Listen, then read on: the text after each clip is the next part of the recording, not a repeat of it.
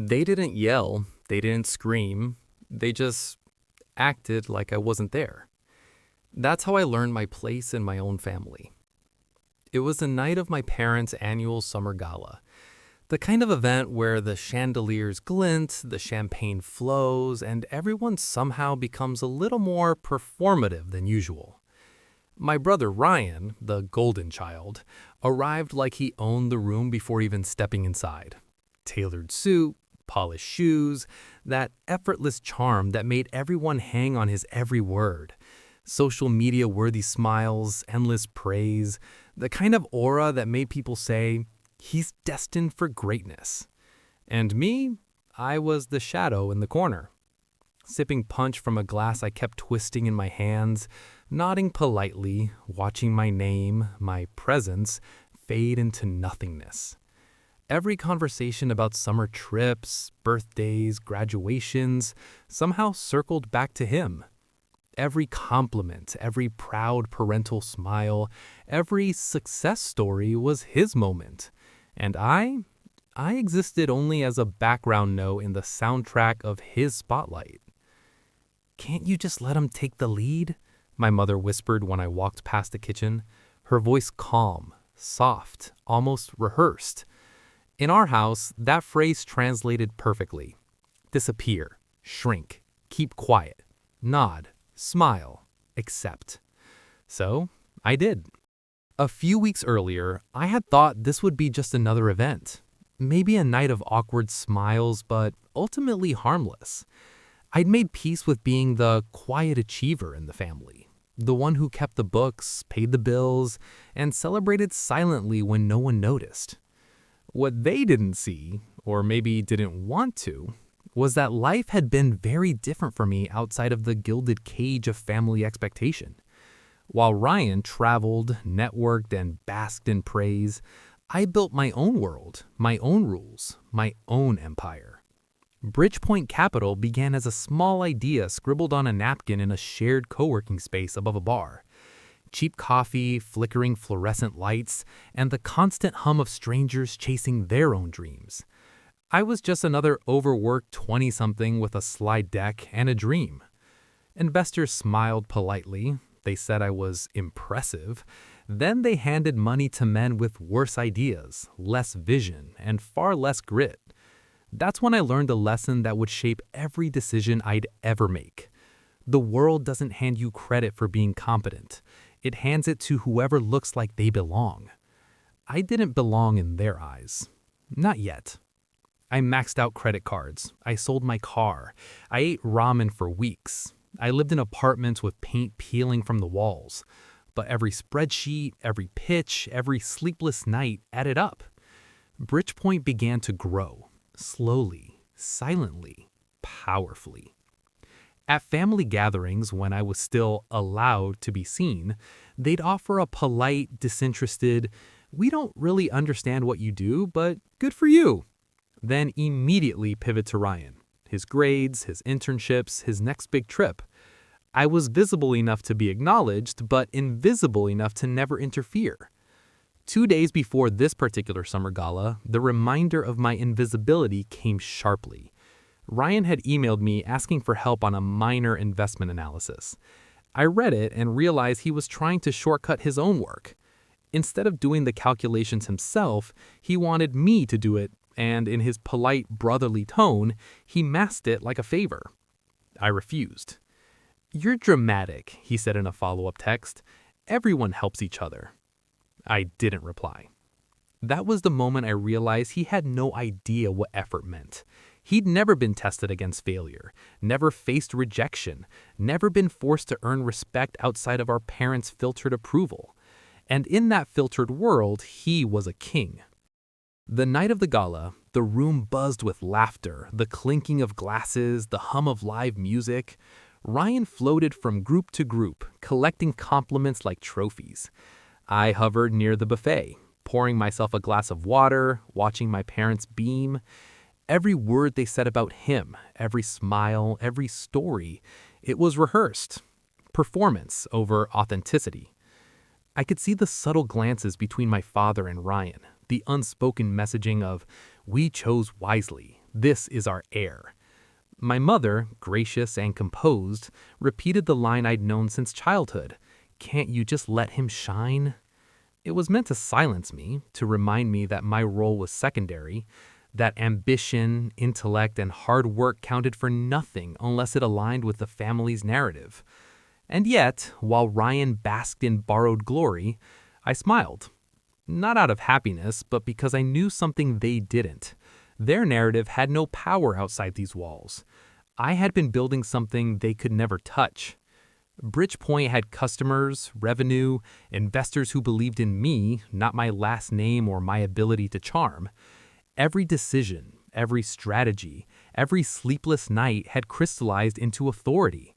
Quiet, unannounced, absolute.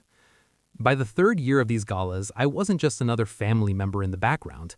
I was the CEO of a company my family thought was just another startup.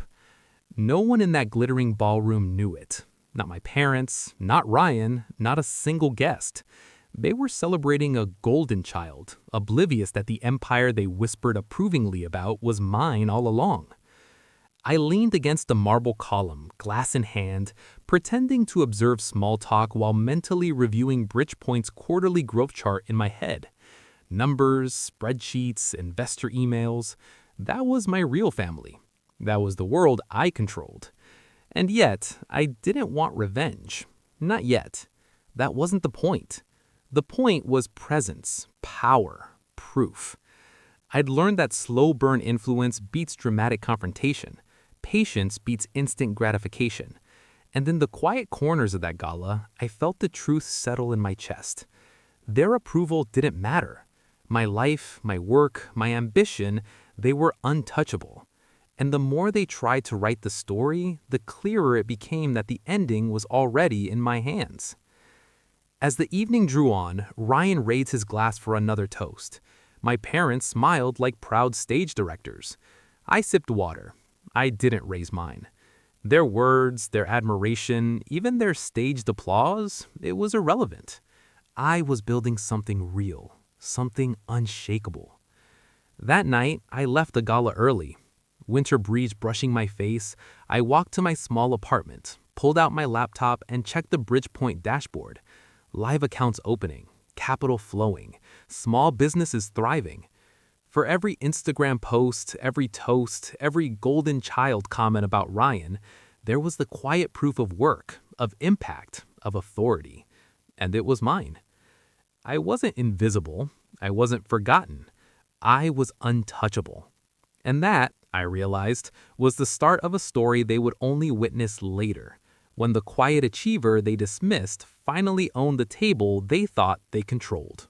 After that summer gala, I stopped pretending. I stopped shrinking. Every corner of my life I had hidden from my family, the late nights, the missed birthdays, the empty chairs at family dinners. I poured all that energy into Bridgepoint Capital.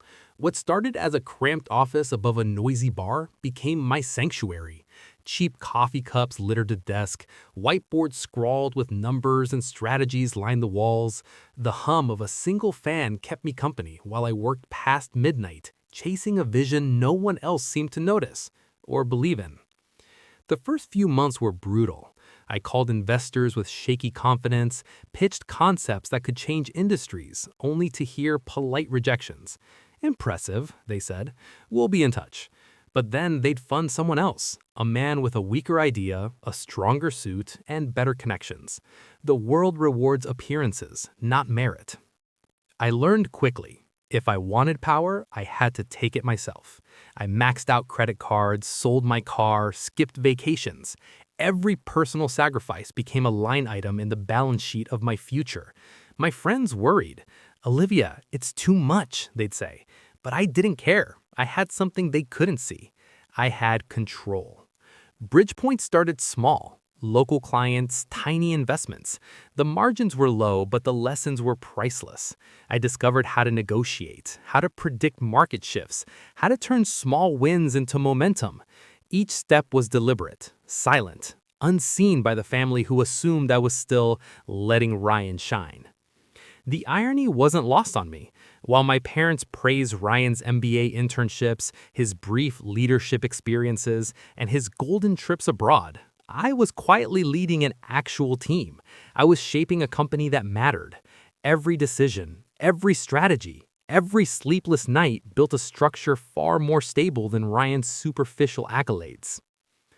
I remember one night clearly. The office was empty except for me and the hum of the fluorescent lights. I was reviewing a financial report when my phone buzzed. A family group text. Birthday wishes for Ryan, congratulatory emojis, memes about his latest promotion. No one even asked how I was doing.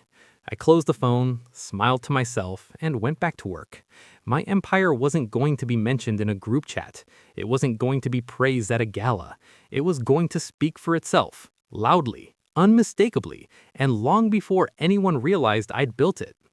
By the end of the first year, Bridgepoint had paying clients. Small revenue, yes, but proof. Proof that I could turn ideas into execution, that my intellect, persistence, and discipline weren't just theoretical, they were real. The second year, I hired my first full-time employee, then two more, then a team of 6. Each new hire reinforced my independence, my ability to lead, my reality that I didn't need anyone to prove all to succeed, certainly not my family's. Meanwhile, Ryan was still the golden child at home. My parents shared every detail about his MBA, internships, and investment trips. Every social media post he tagged them in, every award or recognition, it all came back to the same narrative. Ryan is exceptional. Olivia is fine. And yet, quietly, my own story was gaining momentum. Bridgepoint wasn't flashy. No gala announcements, no social media selfies, just hard numbers, solid strategy, satisfied clients, a slow burn success. And that slow burn was deliberate. Patience was my power. By the third year, Bridgepoint was no longer a startup with potential. It was a real company. Revenue streams were stable, clients were expanding. Investors who had doubted me earlier were reaching out, eager to get in before growth accelerated. My calendar was filled with meetings, strategy sessions, and investor calls, and my life entirely my own. My choices, my rules, my authority. I began to understand something fundamental. Power isn't loud. It isn't a speech. It isn't a toast at a gala. Power is quiet, measured. It's the ability to control outcomes without anyone knowing you're in control until the moment you choose to reveal it. It was the same lesson I'd learned in my family. Disappear, shrink, be quiet. Only this time, I wasn't shrinking, I was building. I remember walking past my parents' home one evening on a rare trip back to Chicago. Ryan's car, sleek and shiny, sat in the driveway. My mother waved from the porch, calling his name. Their smiles were full of pride, full of expectation, full of belief in the golden child. I didn't stop. I didn't wave. I didn't look back. My life, my work, my empire, it existed outside of their approval. And that was the moment I realized something essential. Their narrative no longer mattered. My parents could cheer Ryan as much as they wanted. Their gala applause, their whispered, "let him shine," their casual dismissals. They were powerless outside the walls of their home. I had my own walls, my own empire, my own table. And I was just getting started. Bridgepoint became more than just a company. It became my statement. A life built on competence, persistence, and quiet determination. A life that could never be taken away by whispered instructions or veiled family favoritism. And deep down, I knew the payoff was coming. Because one day, Ryan would walk into my world. Not my parents' glamorous parties, not their staged admiration, but my company. And for the first time, the golden child would meet someone who didn't need to disappear for him to shine. But for now, I kept building. Late nights, quiet victories, patience, strategy, and the secret satisfaction that the world I was creating would one day reveal what true power looks like. No applause needed, no approval required, just results, just leverage. And the world, my family included, would finally see that quiet doesn't mean powerless. The morning of Ryan's interview, I didn't expect anything. Bridgepoint Capital hummed like usual. Phones ringing, keyboards clicking, the faint smell of coffee and ambition. My calendar was full. Investor calls, team check-ins, strategy reviews. I was in my element. The last thing I expected was family drama walking through the front door. And yet, there he was, Ryan, my golden brother, the center of every family photo. Every gala, every whispered praise at the dinner table is now stepping into my office building as an applicant. He didn't recognize it. This wasn't a polished lobby he could Instagram. This wasn't a glamorous office with white marble and gold-plated handles. This was the nerve center of everything I'd built, an unassuming space full of strategy, discipline, and results. He paused at the door, glancing at the receptionist, then at the conference room. I stayed in my office, reviewing reports, pretending I was just another executive. He had no idea who I was. He never did outside family functions, and even there, I was invisible. HR greeted him warmly. "Before we begin," she said, eyes twinkling with a hint of mischief I didn't need to hide, "meet our CEO." I stood. He turned. And for the first time in years, the confidence that had carried him through boardrooms, parties, and family events faltered. His carefully polished smile wavered. He took a step back, unsure if he'd been pranked or if he'd walked into the wrong office. I said nothing. I smiled faintly, neutral, unbothered. The panel of interviewers was ready, and I let the process begin. Ryan's answers were precise, rehearsed, and polished. But there was a gap I'd seen before: depth, substance. Competence is built on more than appearances. Confidence is built on approval, not skill. "Tell us about a time you faced ethical pressure," I asked casually. He hesitated. Then he said the words I knew so well. "I try not to ruin the mood."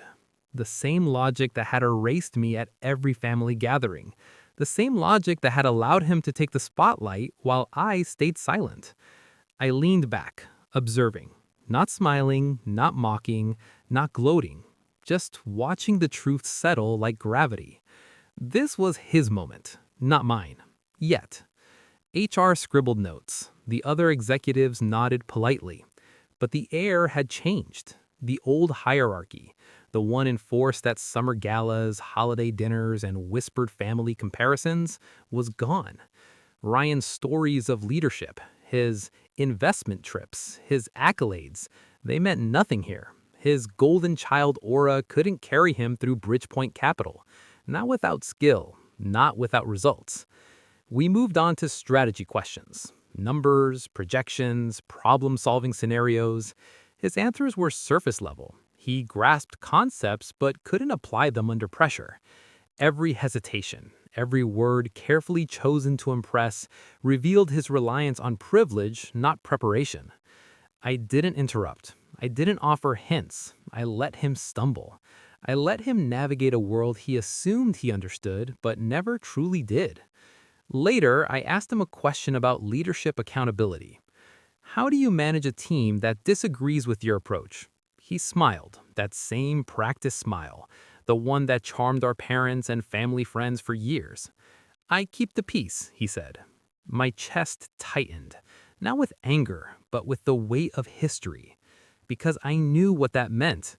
I knew exactly what keeping the peace had cost me. Family dinners missed, moments unclaimed, opportunities silently erased.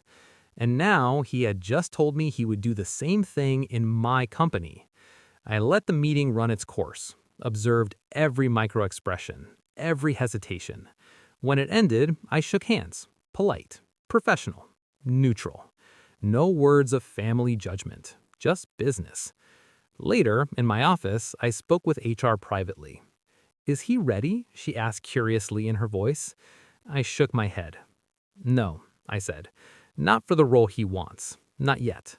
But I didn't reject him out of spite. I didn't humiliate him. I didn't punish him for years of family favoritism. I offered him the truth. A junior position. Real work. No shortcuts. No golden child privileges. He balked. Called it unfair. Expected the usual rescue. The usual special treatment. I smiled. "No shortcuts," I said. "If you want to grow, you start at the beginning. You earn it. Same rules as everyone else." It wasn't revenge. It wasn't cruelty. It was accountability. Because growth, real growth, doesn't come from being rescued. It comes from facing reality. It comes from competence, humility, and effort, something Ryan never needed at home. And in that moment, I understood something powerful. I didn't need to prove anything to my family. I didn't need to yell. I didn't need to humiliate or boast. The leverage was mine all along. My work, my empire, my quiet persistence. That was proof enough. Ryan left the office that day with a title far smaller than the one he imagined. No golden child treatment, no shortcut to the top, just reality. And as I watched Ryan walk away, I realized the gala, the applause, the golden child spotlight. It didn't matter. My table was mine. My rules were mine. And my empire was just getting started. After Ryan's interview, the office returned to its usual rhythm. Phones ringing, keyboards clacking, investors calling, and teams brainstorming. To everyone else, it was business as usual. But for me, every heartbeat carried a quiet satisfaction, not from vengeance, but from justice in its most unspoken form. I didn't gloat, I didn't send them a text or call my parents to rub it in. I simply watched the ripple of cause and effect unfold naturally. The first subtle shift came the next week. Ryan sent a tentative email asking for mentorship, carefully worded, polite, almost like a sheep entering a lion's den. I read it twice, calmly, savoring the irony. The same brother who had laughed when I refused to cover his ethical shortcuts now had to ask for guidance from the very sister he had dismissed for years. I replied with clarity.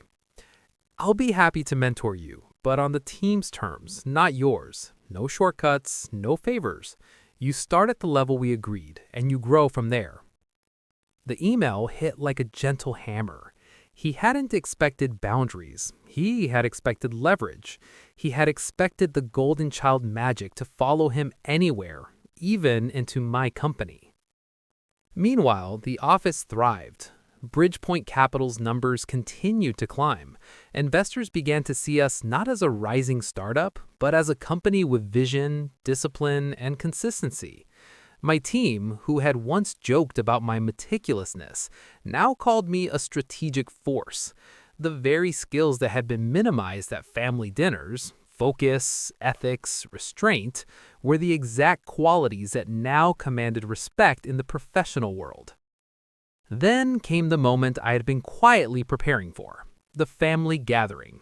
Not a gala, not a forced dinner, but a simple annual summer event. Ryan knew I'd be there. He didn't know I would be hosting the next private investment meeting in my company later that week. He didn't know how calmly I intended to wield it. At the party, my parents hovered near Ryan, smiling at him like they always did, praising his new trip abroad, his supposed networking achievements, his tailored suits. I entered without a word, casual, confident, polished. My presence was measured, unthreatening, yet unmistakable. They noticed. I could see the slight flicker of recognition in my father's eyes, the first pause he allowed himself since childhood. My mother's smile was polite, but tighter than usual. And Ryan, he froze. He instantly straightened his shoulders, adjusted his tie, ready to perform. But this wasn't a boardroom he could command with charm. This was a room where power had shifted quietly, where the sister he once ignored now carried authority without a word. I didn't confront him. I didn't call out the past. I let the tension speak for itself. Each laugh, each toast, each casual conversation I engaged in radiated competence and control. My table manners were impeccable, my presence undeniable, and every glance I gave him reminded him, silently but sharply, that this was no longer his stage alone. Later, when a family friend whispered about Ryan's latest achievements, I leaned in just enough for them to hear. Yes, he's accomplished, but Bridgepoint's team has been pushing even further. Olivia's leadership has really driven the latest growth numbers. A subtle pause, a glance toward Ryan, a micro expression of discomfort, barely perceptible, but it was there. The golden child, polished and confident for decades, suddenly faced acknowledgement of someone who had been invisible in the family spotlight for years. That night, when the gala ended, I walked to my car. The warm summer air felt different, not triumphant, not vindictive, but satisfying in the quietest and most enduring way. I didn't need applause. I didn't need my parents' validation. I had already won the most important acknowledgement, my own. The lessons were clear. Power doesn't need to scream. Authority doesn't need to boast. And the slow burn of consistency, integrity, and patience often delivers the most devastating clarity to those who thought they had the upper hand. Ryan texted me later that evening. "Can we talk about the mentorship program?" I smiled at the screen. No panic, no prideful rush, just a simple, strategic response. "Tomorrow at 10. Come prepared." And with that, the balance has shifted. Not dramatically, not with fireworks or shouting, but silently, unmistakably. I realized then something crucial. My family never needed to humiliate or yell to assert dominance over me. They had relied on subtlety, the gentle encouragement to let him lead, the unspoken assumption that I would step aside, the careful cultivation of a golden child narrative. But I had learned the most powerful lesson of all. Subtlety could be returned with equal finesse, calm, composed, unshakable leverage. By the time I returned home, the city lights of Chicago glimmered like tiny reminders of the empire I'd quietly built, each light a symbol of patience, discipline, and unseen effort, qualities my family had always overlooked. Qualities that now made the very brother who dominated our family gatherings defer, hesitate, and recognize my authority in ways words could never convey. That night, as I reviewed my team's quarterly reports, I felt a deep sense of fulfillment, not the fleeting pride of a family's fleeting attention, but the enduring satisfaction of self-earned respect. The kind of respect that doesn't come from applause, but from performance, integrity, and unwavering focus. And somewhere in the background, Ryan prepared for the workday he had to earn, not the spotlight he had always assumed would follow him. It was subtle. It was quiet. It was perfect. Because sometimes the greatest victories aren't loud declarations. They are the ones that arrive as calm, inevitable truths. The kind that make the golden child realize, without anyone raising a voice, that someone he had overlooked for years is no longer invisible. And that someone, finally, completely, undeniably, is in control. The next summer, I got the invitation. My parents' annual gala, the same event where I had spent decades shrinking into the shadows. "Clean slate," my mother wrote. "Come join us," my father added. I read the messages slowly, deliberately. My finger hovered over the screen. For years, I had been the quiet one, the invisible one, the sister who smiled and nodded while Ryan took center stage. But years of silent work had changed the rules. The world outside my family's drawing room now recognized my worth. And the glow of that recognition wasn't something they could erase with a phrase like, "Can you let him take the lead this time?" I replied simply, "I'll come, but only on my own terms." I know exactly what that meant. That night, I didn't sit at their table. I didn't wait for applause or validation. Instead, I hosted my own dinner. It was intimate. Friends, colleagues, people who didn't need me smaller to feel comfortable. People who thrived on collaboration and respect rather than theatrics. The table was round, not hierarchical. The candles were soft, the wine genuine, the laughter effortless. In that moment, I understood something profound. The power to choose my circle, my space, my narrative was more satisfying than reclaiming a seat that was never mine to begin with. The years of smiling quietly while my name was forgotten had taught me an invaluable lesson. Control is earned silently, not demanded publicly. Meanwhile, my parents' gala unfolded. I knew they would notice my absence. They would notice the gap in the chair that had been reserved for me for decades. The sister who had always been the bigger person.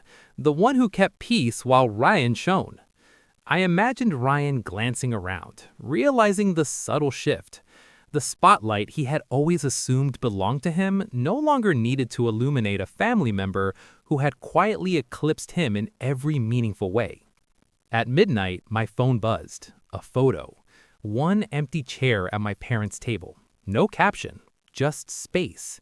The subtle acknowledgement of absence, the silent question hanging in the air. Where was I? I smiled, not because I wanted them to feel guilt, not because I craved recognition, but because the empty chair was a symbol of autonomy. I didn't need their approval to define my worth. I had built my table, my space, my empire, and it didn't require anyone else to validate it. In the weeks that followed, Ryan tentatively began attending our mentorship meetings at Bridgepoint.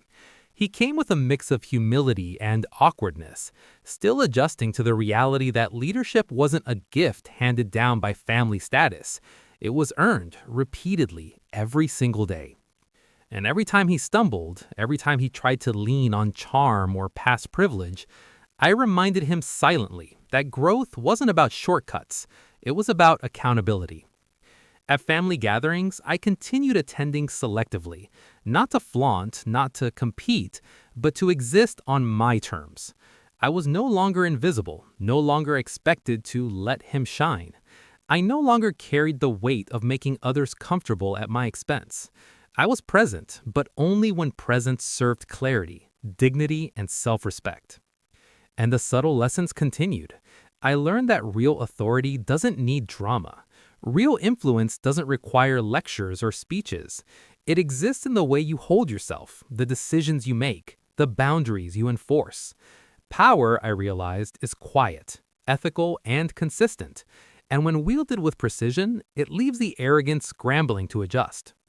One evening, my mother asked me why I had created my own table instead of returning to theirs. I smiled and said simply, I've realized the real power isn't reclaiming a seat. It's choosing where I sit and who deserves to sit with me. The simplicity of the statement unsettled her more than any confrontation could have. For decades, she had watched me yield, step back, and keep the peace. And now, with a single sentence, I defined my terms. No speeches, no anger, just undeniable authority. Ryan began to grasp the depth of the shift too. His arrogance softened into awareness. The golden child narrative he had relied on for so long could no longer shield him. He had to navigate the real world of performance, ethics, and results, where approval from a family member meant nothing if you couldn't demonstrate competence. That year, the summer gala felt different, not because I attended, but because I had already created an alternative. A space defined not by legacy, favoritism, or outdated rules, but by mutual respect, clarity, and earned authority. The laughter at my table was louder, warmer, and freer than anything I had ever experienced at my parents' events. The conversations were meaningful, the connections genuine, and the sense of belonging real. By the time the evening ended, I understood a truth that no childhood exclusion had taught me. Peace doesn't come from pleasing everyone. Respect doesn't come from enduring mistreatment. Influence doesn't come from yielding to tradition. It comes from knowing your worth, acting with integrity, and carefully choosing your circles. The power of that night wasn't in punishing anyone or in dramatic confrontations. It was in the quiet knowledge that I had finally defined my life on my own terms. My family could continue their patterns, continue their golden child illusions, continue their gentle expectations that I shrink. It didn't matter. I had a table, a space, and a narrative that was mine, and mine alone. Sometimes the strongest statement isn't in the words you say. It's in the life you build, the boundaries you enforce, the table you create. And that night, under warm candlelight, surrounded by people who valued me as I was, I realized I didn't need to yell, demand, or explain. I had already won the only victory that mattered. The one over invisibility, over favoritism, over the quiet diminishment that had haunted my childhood. I had taken control, quietly, patiently, ethically. And in that control, I discovered freedom. The following year, my parents sent a formal invitation to their summer gala. Their tone was cautious, almost hesitant. I could sense the unspoken question beneath the words. Have you forgiven? Will you return? I read the message, sat back in my chair, and thought about the empty chairs, the silent dinners, the years of minimizing myself to keep their peace. I remembered the whispered phrase that had haunted me since childhood. Can't you just be the bigger person? I smiled quietly. I had become the bigger person, not by shrinking, not by pleasing, but by building a life they couldn't ignore. I typed my reply carefully. I appreciate the invitation. I'm open to attending, but I will come only on my own terms. That evening, I didn't just attend. I arrived with intention. I wasn't there to reclaim a seat at their table. I was there as Olivia, the woman who had earned her voice, her influence, and her respect. I didn't bend. I didn't apologize for years of self-preservation. I simply existed, fully visible, fully confident. Ryan, as expected, arrived early, impeccably dressed, carrying his portfolio of achievements and boasting of trips, deals, and accolades. He smiled at me, trying to gauge how much I had changed. He didn't know the full extent of my world outside their carefully curated family narrative. Throughout the evening, I observed him navigating conversations, offering charm where substance was lacking. And I realized something profound. The golden child illusion is fragile. It survives only as long as no one challenges it. But when the real world shows up, when competence meets opportunity, it falters. I chose not to confront him directly. I didn't need to. My presence, my calm authority, and the subtle confidence I radiated were enough. Every decision I had made, the late nights, the risks, the ethical stands, the silent victories, had accumulated into undeniable leverage. It was quiet. It was patient. It was unstoppable. At one point, my mother approached me, her voice low, almost nervous. "We've missed having you here," she said.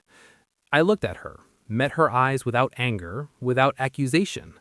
I said simply, "I'm here when I want to be, not when it's convenient for someone else. That's the difference." She paused. I could see the realization settling in. The child who once disappeared to preserve harmony had grown into a woman who defined her own terms. By the end of the gala, something remarkable had happened. I hadn't stolen anyone's spotlight. I hadn't sought revenge. I had simply shown up, fully, without fear, without apology, and without needing their permission. Later, as the evening wound down, Ryan approached me, hesitant and uncertain. "Olivia, I didn't realize." I held up a hand. "Don't. The past is past. The only thing that matters is now, and what you do from here." He nodded, not fully understanding, but recognizing the truth. Authority earned quietly is more powerful than any title handed down. Recognition cannot be demanded. It must be observed. Respect cannot be demanded. It must be proven. That night, as I walked away from their gala and back into the life I had painstakingly built, I realized something essential. The real power isn't in proving them wrong. It isn't in reclaiming a seat at a table that never belonged to you. The real power lies in choosing your own table, deciding your own terms, and surrounding yourself with people who value you, not because they have to, but because they recognize your worth. I had spent decades shrinking, minimizing, and observing, and in that silence, I had grown stronger than I ever could have in the chaos of family expectations. The quiet victories, the patient accumulation of experience, and the ethical persistence had created a life beyond their control. Sometimes the strongest move isn't in confrontation, it's in creation. It's in defining the boundaries that protect your peace. It's in building something so undeniable that no one, not even the people who once underestimated you, can ignore it. In the weeks after the gala, my life continued. Ryan eventually joined my company in a junior capacity, not as the golden child with inherited authority, but as a professional who had to earn his place.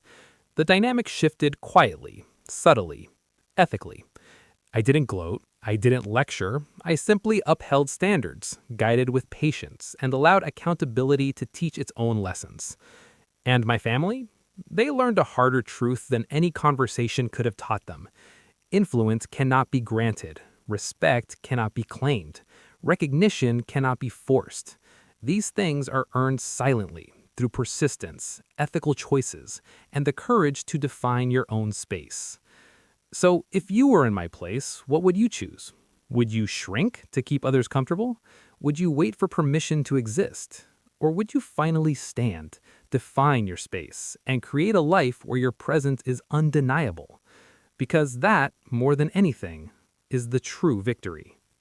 And for me, I have finally taken it.